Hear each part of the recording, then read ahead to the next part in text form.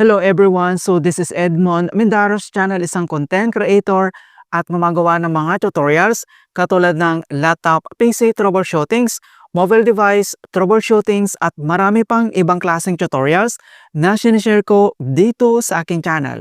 At sa video ito ay pag-uusapan natin at igagay ko kayo on how to generate and convert product affiliate link on Shopee app.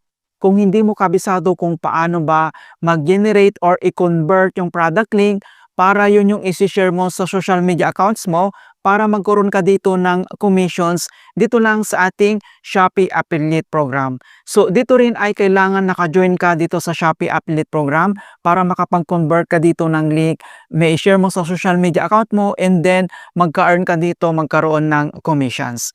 Ayan, so wag na natin patagalin at start na natin. So ang next step ay kailangan mo lang yung open dito yung ating Shopee app and then click mo lang.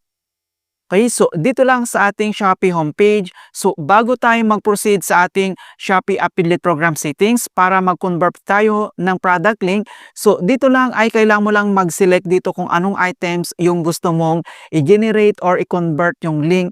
So dito naman sa taas, makikita mo dito yung searching address bar. Pwede kang mag-search dito kung anong product yung gusto mong i-convert dito, or dito naman sa homepage, select ka lang dito kung anong product yung gusto mong i-convert yung link. Okay? So for example, ito yung product na gusto natin na i-convert and then kailangan mo lang i-click yung product. Then next step, dito lang sa top right corner, makikita mo dito yung share icon, itap mo lang yan. And dito lang sa baba ay mag-pop up tong notifications na share links to earn commissions, and then itap mo lang dito yung copy link. Ayan. So, link copy to clipboard. Once na-copy na natin yung kanyang link dito lang sa ating phone clipboard, and then back lang tayo. So, dito lang sa bottom right corner, itap mo lang dito yung Meetup profile. At dito lang sa ating Shopee homepage profile, the next step, kailangan mo lang mag-scroll down. And then, kailangan mo lang itap dito yung see all dito lang sa right corner para ilocate natin yung Shopee Affiliate Program. Then next, dito lang sa more activities, kailangan mo lang iselect dito yung Affiliate Program. At dito lang sa ating Affiliate Program settings, dito lang ulit sa baba, kailangan mong itap dito yung account profile na makikita dito sa bottom right corner. At once na-click mo na yung account, so ganito na yung makikita mo, yung ating profile name.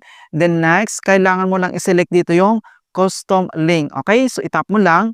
Ayan. So makikita mo na dito yung custom links and then Shopee link. So if you wish to convert multiple links, please input up to 5 links in a different lines. So pwede tayong mag-generate dito or mag-convert ng link up to 5 links, mga kaibigan, yung product link. Okay, so since nakapin na natin yung product link, and then click mo lang dito sa Shopee link and then paste lang natin. At once na paste mo na dito yung product link, so makita mo na dito. And then, next naman dito lang sa baba ay may other details na pwede natin basahin dito. So, links that support conversions include Shopee homepage. Ayan, yung doon tayo kumuha sa ating Shopee homepage, product detail page, campaign page, yung shop page, and then category page. So, ito lang yung mga option na pwede tayong kumuha ng product links, mga kaibigan, na nakasupport sa conversion niya. And then, you can add up to 5 sub-IDs. So, sub-IDs will be included in your link if filled in. If you don't need to sub-ID, please click convert directly. Ayan, okay? So, since nalagay na natin dito yung ating product link, dito lang sa baba, itap mo lang dito yung convert. Okay? So, makita mo na dito na successful na yung pag-convert ng product link or na-generate na natin itong product link na to, and then pwede mo na itong gamitin i-share sa mga social media accounts mo para magkaroon ka dun ng commissions. So, ito yung ginagawa ko lagi. So, kino-convert ko muna yung product and then nag-open ako ng Facebook account ko. Doon sa Reels, i-upload ko muna yung product nito. Dapat parehas po sila kung ano yung ina-upload mo or ina-affiliate mo na product. Kailangan same din, mga kaibigan, yung ilalagay natin na link.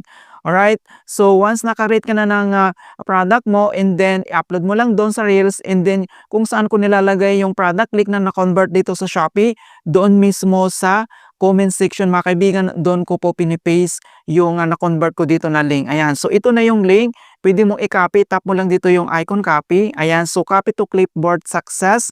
And then, pwede mo naman itong share to earn. Tap mo lang yan or copy links, mga kaibigan. Depende sa option mo. Okay, so itap mo lang dito yung share to earn and then automatic yan dito sa baba. Sili ka lang dito kung anong social media accounts mo, kung saan mo isi-share itong product link para magkaroon ka dito ng commissions.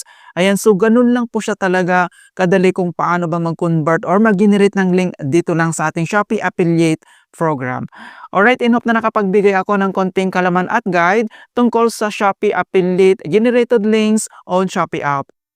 In hope na nakapagbigay ako ng konting kalaman at guide tungkol sa Shopee app tutorials. Thank you guys and see you in my next tutorials.